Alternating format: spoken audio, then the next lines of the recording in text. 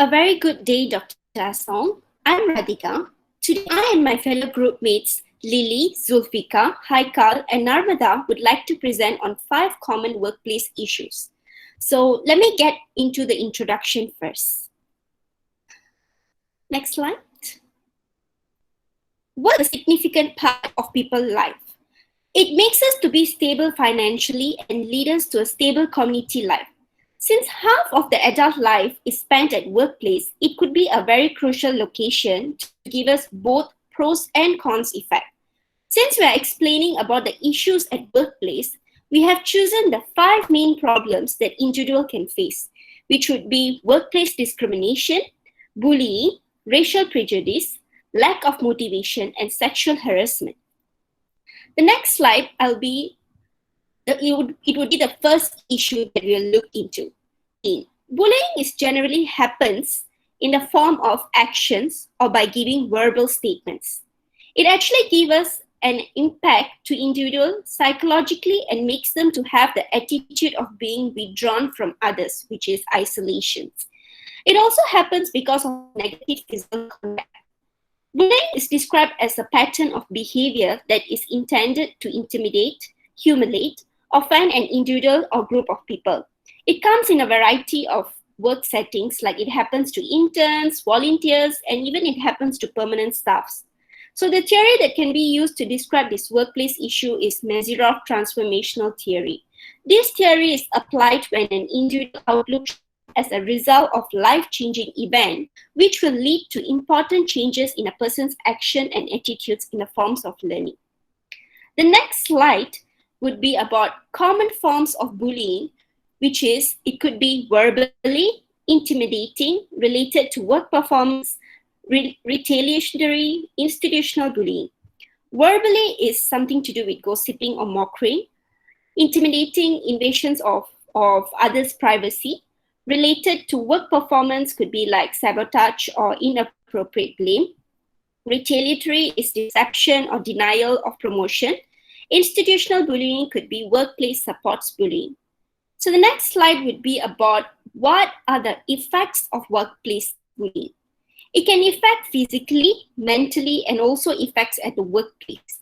Physical effects occurs like causes high blood pressure, diabetes. This is because when the individual feels nervous of going or even thinking about workplace.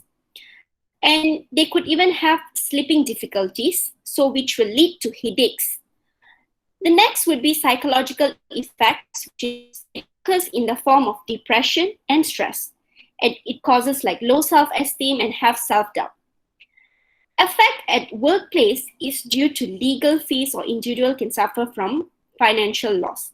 Employees will start being absent and also lost confidence and decrease of loyalty and effort, which will later on affect the workplace. The next slide would be about solution. What can you do about bullying at the workplace? Individual might feel weak and powerless, but there's always a way to stop it. Firstly, bullying should be reported to higher management. If your boss is the one bullying, you can always go and complain out of the organization. There's many organizations who supports to stop this bullying action. Secondly, would be face down this bully. Ask someone you trust to support you. You can also communicate with others like family or co-workers, or even better, you can consult a clinical assistant when you have something to do with a psychological problem that you have actually faced due to workplace issue. Next would be examine job policies, is where you can refer to your employee's handbook and see what are the solutions and ways to stop it, and also review any state or federal laws to deal with bullies. That's all. On to my fellow colleague, Miss Lily. Thank you very much. Thank you so much, Radhika. Next, I will be presenting about the issue sexual harassment at workplace, which is actually a serious issue these days. Well, what is sexual harassment? It is commonly referred as unwanted sexual advances, sexual comments, requests for sexual favors, and harassment or comments about an individual's gender. Sexual harassment most often committed by someone in a place of authority, whether because of social, politic, or academic differences, and also maturity levels of a workplace environment. According to Laura Brunel, the theory which is related to sexual harassment is the feminist theory. This theory is a major branch within sociology that shifts its own assumption, analytic lens, and topical focus away from the male viewpoint and experience towards women. The common relationships of sexual harassment. Firstly, the perpetrator, which are the employees and also the supervisor. Secondly, the victim. It could be either male or female or anyone in person with an inferior role. Next, the common places where sexual harassment occurs is workplace, school, and university. And the gender involved in sexual harassment are both gender, not necessarily someone of the opposite gender. And the examples of harassing behaviors. Firstly, the unwelcome touch. Next, the unwanted invitation to go out on dates. Moreover, requests for sex and intrusive questions about a person's private life or body. There are two types of sexual harassment. First one is the quid pro quo. Merriam-Webster explains that this Latin term translates to one thing in return for another, which means when a supervisor requests or implies sexual favors in exchange for employment benefits. The second sexual harassment is hostile work environment. This refers to repeated sexual advances, expressions or jokes that make it impossible for an employee to work without fear of harassment or danger. According to Kaylin Champlin, it states that for the starters, the harasser is not required to provide employee benefits in exchange for any sexual favors. There are few effects of sexual harassment. Global consequences are one of it. Employers and the global economy will both be affected by sexual harassment. Millions of dollars are lost each year as a result of absenteeism, low productivity, and employee turnover. Next, the premature retirement and higher insurance costs can also harm the economy. Sexual harassment can also affect someone emotionally. It can lead to low self-esteem and jeopardize social connections. Moreover, it can cause a great deal of stress and anxiety. And lastly, physical health. When the victims of sexual harassment experiences psychological and emotional distress, it frequently leads to physical health issues. Sleep disruptions can also lead to other serious health issues such as weak immune systems and hormonal imbalance. And lastly, there are few ways to prevent sexual harassment at workplace. Firstly, we should never encourage inappropriate jokes. Even if it is a minor remark, never laugh or encourage anything that could be considered as inappropriate. We should also make it clear that it is not acceptable so that others do not think they can do the same. Next, we should create a strong policy. We should consult a legal advisor and outline our sexual harassment policy in our employee handbook. And lastly, there should be training and workshops at workplace. All supervisors and employers should receive training on how to handle and prevent sexual harassment. Managers should also pass down the information to their employees through various training sessions. So that is all from me. I'll pass down to my next group member to explain the next issue at workplace. Now, for my part, I will be explaining the racial prejudice that can happen in a workplace. Next slide. Now, first of all, what is racial prejudice? Well, in essence, racial prejudice is when someone indicates a negative attitude towards or biased treatment of someone based on their own particular group, or in other terms, their own race. In a workplace setting, this type of discrimination can happen in many different levels of the company, from the bottom up of higher ups to all the way to the top of the CEO level. Next slide, please. Now, first of all, what causes racial prejudice? Well, there are a lot of causes of racial prejudice. However, we will talk about three main ones. The first one is blaming. In blaming, a person is founded as a scapegoat. When things aren't going well, in this case, usually a person of a distinct minority are the one that will have to take the blame, especially since those who are under the minority of group does not have as much power or as much as representation for them to protect themselves and to defend themselves from becoming the scapegoat. Now, next is judgment. Judgment is when a person is judged not based on their values, not based on their work ethics, not even based on their morals, but instead by just the race that they are associated with and its negative connotation, which is very unfair towards the person, since the person's own personality does not reflect, but instead it is judged by their own race. Now, in experience, uh, what I mean by experience is experience in a sense that the prejudice comes from the experience one had with that person race. That could in return be negative, which in return affect its judgment on said person. What I meant by this one is that someone that had a negative experience with the person race started to unfairly judge said person based on the fact that their race, even though it's completely different altogether. Now, next slide, please. Now, the effect of racial prejudice is quite severe. Firstly, it can affect the mental health. The effect of racial prejudice can affect a person's mental health and well-being, and even some research has shown that a person can even develop anxiety and PTSD from the constant barrage of the racial injustice that happens in the workplace. Now, physically, the effects of racial discrimination can also be seen as due to the constant anxiety, a person can develop many different kind of health problems like blood like high blood pressure. Like for emotionally, racial prejudice can definitely affect a person's emotional well-being. It will sooner or later take into effect towards the person's emotional stability, which in return may cause the person to be on edge all the time and be fearful of his own well-being. Next slide, please. So, how to combat and stop racial prejudice? Well, it can be combated by following three ways. First of all, is spread awareness. Employees can spread awareness by providing resources to educate their workers about the culture of the minority and the history of their different race. This ensures that most people can be educated about the racial insensitivity and how it can affect a worker's life. Next is training session on racism. One of the most effective way to combat racism is by using a training session.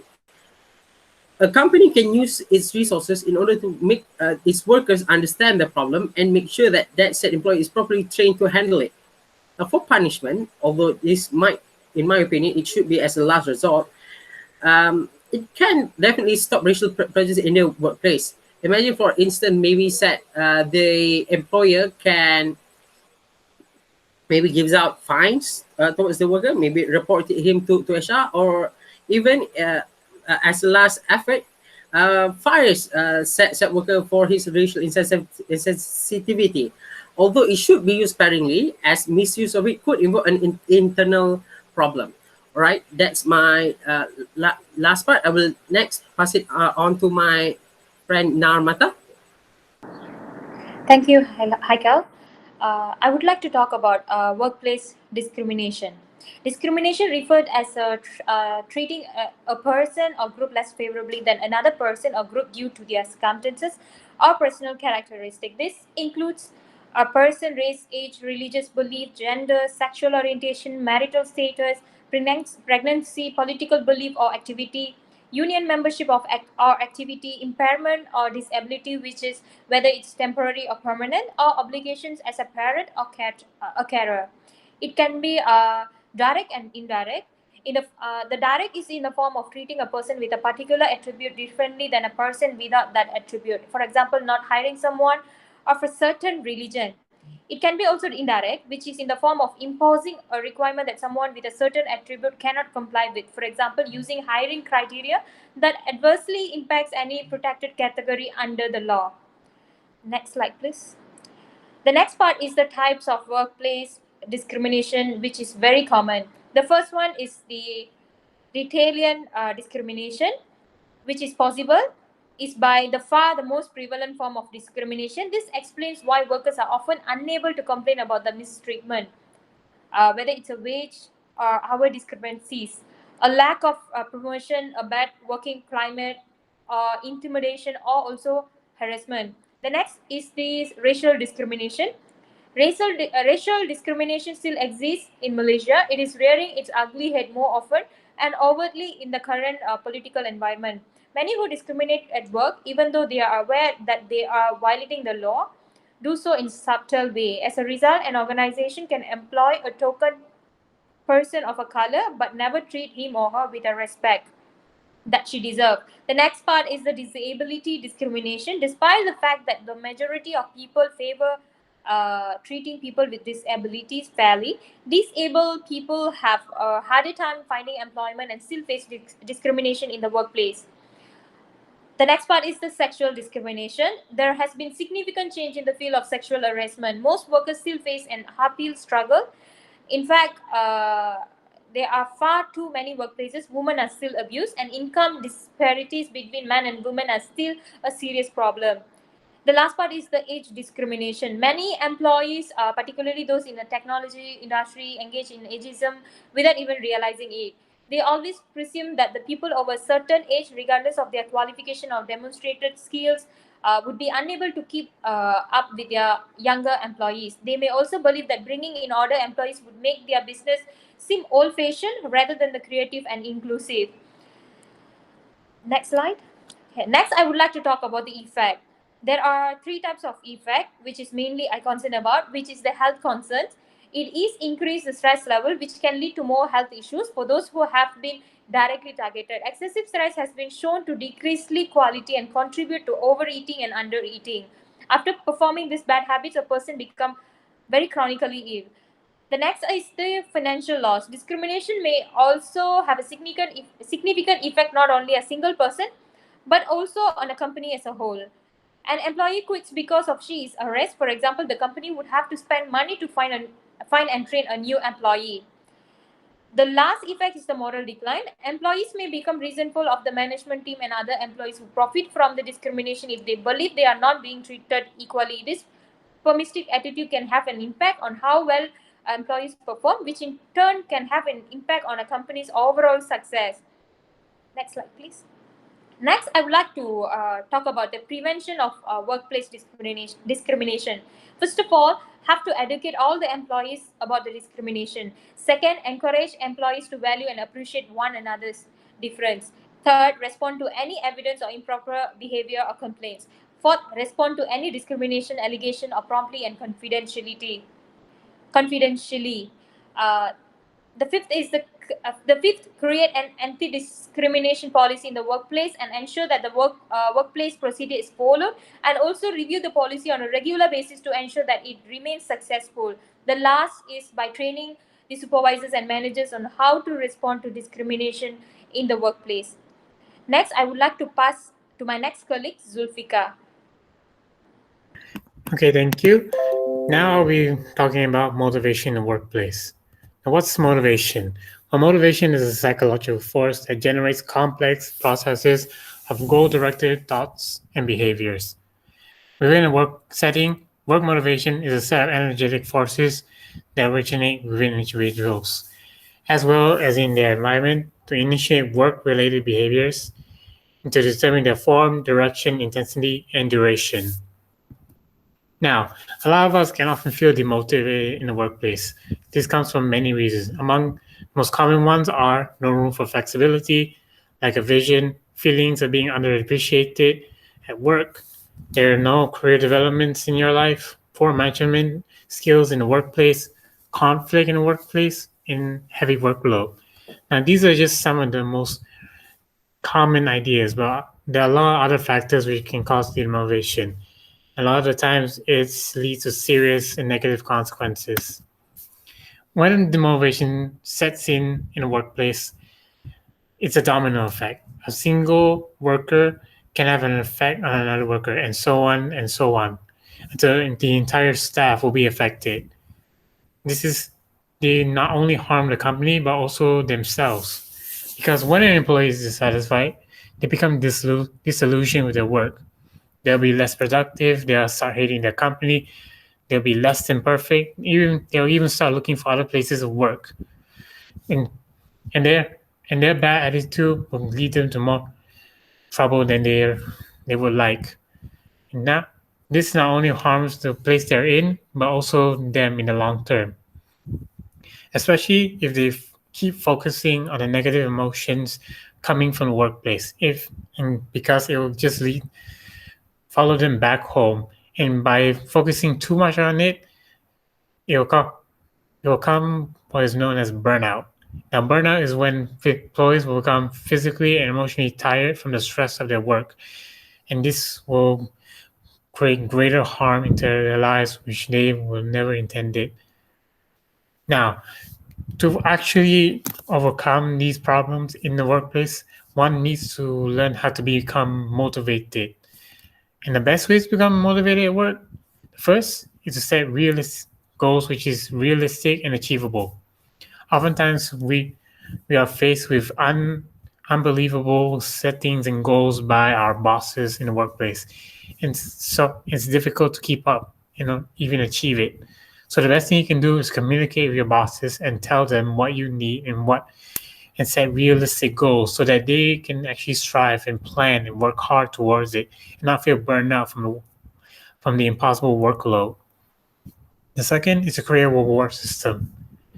If we give a reward system such as holiday packages or end of the year bonuses to employees who help the company thrive in any way possible, they'll have the extra motivation to do better at work and actually climb up the corporate ladder.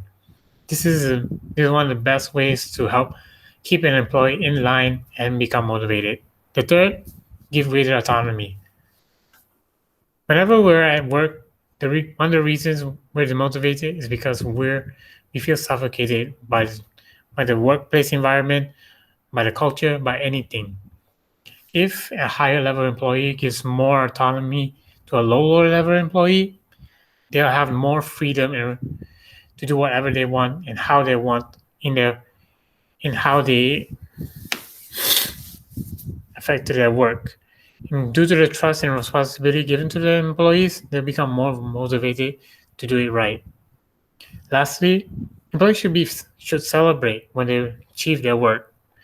A lot of the times we feel underappreciated and feel like nonsense when we did a giant amount of work. When you celebrate, do it in the subtle way, like a dinner or shopping spree, or anything just to reward yourself for what you have done. This helps employees to let loose and celebrate for what they have done and keeps them motivated for the next work and makes them want to rise up to the challenge for what comes next. And that's all for what we have for motivation. These are the references that we use on. Thank you so much for listening in. I hope you learned something from our presentation. Thank you.